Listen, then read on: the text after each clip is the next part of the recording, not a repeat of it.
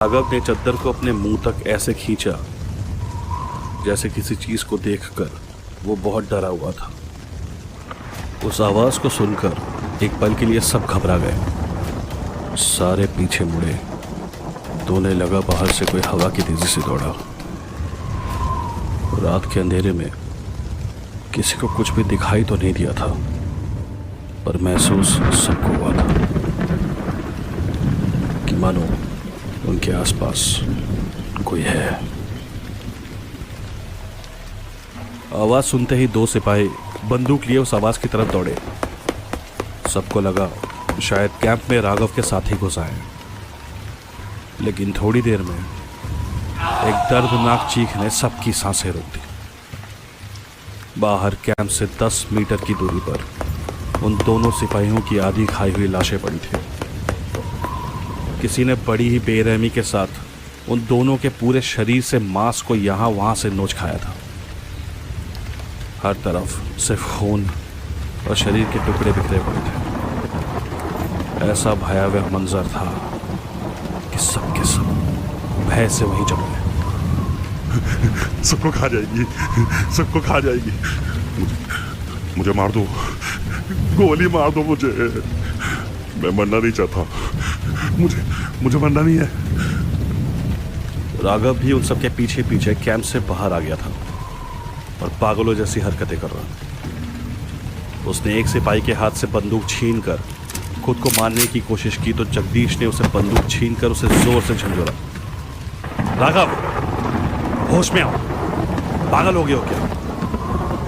रात गहराती जा रही थी और उन दोनों सिपाहियों की मौत के बाद अभी सीआरपीएफ की इस छोटी सी टुकड़ी में डेप्यूटी कमांडेंट जगदीश, राम सिंह और गोपाल के अलावा बस 2 जवान और बचे थे।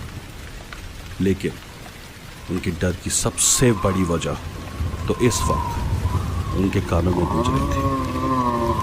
ऐसा लगता था जैसे पूरे का पूरा जंगल जिंदा हो गया और फिर एकाएक सब कुछ शांत हो गया।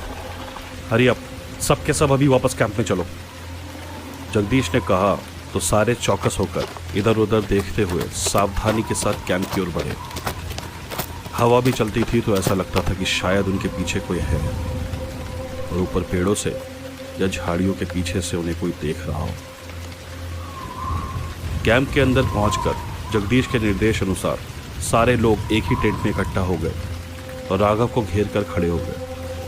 उन सबकी आंखों में कई सवाल थे जिनके जवाब शायद सामने बैठे उस इंसान के अलावा किसी और के पास नहीं थे। यहाँ क्या हो रहा है? तुम्हारी आंखों में तो पट्टी है ना? फिर तुम्हें कैसे पता चला कि टेंट के बाहर कोई है? प्रेताक्षी, मैं उन्हें महसूस कर सकता हूँ। हमें वहां नहीं जाना चाहिए था। क्या प्रेताक्षी? कौन सी जगह बताओ राघव। गोपाल अपने घुटनों के बल जमीन पर बैठते हुए पूछा। उस दिन रात को। ठीक से बताओ राघव, पहले मत बुझाओ। हमें पता है ये तुम्हारे साथियों का किया धरा है। राम सिंह ने राघव को घूरते हुए कहा।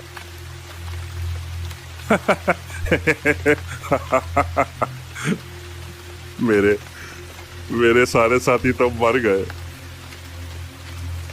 अब बचा ही कौन? अच्छा, तो इस वक्त बेस कैंप पर जो हमला हो रहा है वो कौन कर रहा है? उनका भूत? सालों से इन जंगलों में छिपकर बैठे हो तुम सब और अभी भी वही करने की कोशिश कर रहे हो। जो बेस कैंप पर है वो आखिरी बच्चे हैं। और सही कहा तुमने, सालों से इन्हीं जंगलों में छुपे बैठे थे, पर इस बार हमला तुम सबको मारकर वापस जंगल में दोबारा छुपने के लिए नहीं, बल्कि अपनी जान बचाकर इन जंगलों से हमेशा के लिए भागने के लिए किया गया है। क्या मतलब? तुम्हें क्या लगता है कि मेरे साथी इतने बेवकूफ हैं कि खुद ही बेस कैंप पर हमला करके मौत के मुंह में चले जाए, जबकि उन्हें पता है कि वहां तुम लोगों की तादाद हमसे कहीं ज्यादा है। राघव की बातें किसी की भी समझ में नहीं आ रही थी, लेकिन फिर उसने कुछ ऐसा बताया जो शायद हम सबने अब तक सिर्फ दादी नानी की कहानियों में ही सुना होगा। या झारखंड के इन जंगलों में आदिवासियों द्वारा सदियों से प्रेताक्षियों की पूजा की जाती रही है। सिर्फ कुछ एक पुरानी किताबों में उनका जिक्र किया गया है, हर वक्त के साथ साथ शायद वो भी सिर्फ बड़े बूढ़ों की कहानियों का हिस्सा बनकर रह गए। हमें भी यही लगता था। सालों से इन जंगलों की खाक छानी है मैंने, लेकिन जंगली जानवरों के सिवाय इस जंगल में हमने कभी कुछ और नहीं देखा। फिर एक दिन राघव भाग। शंभू तू भी चल, तुझे अकेला छोड़कर मैं नहीं जाऊंगा।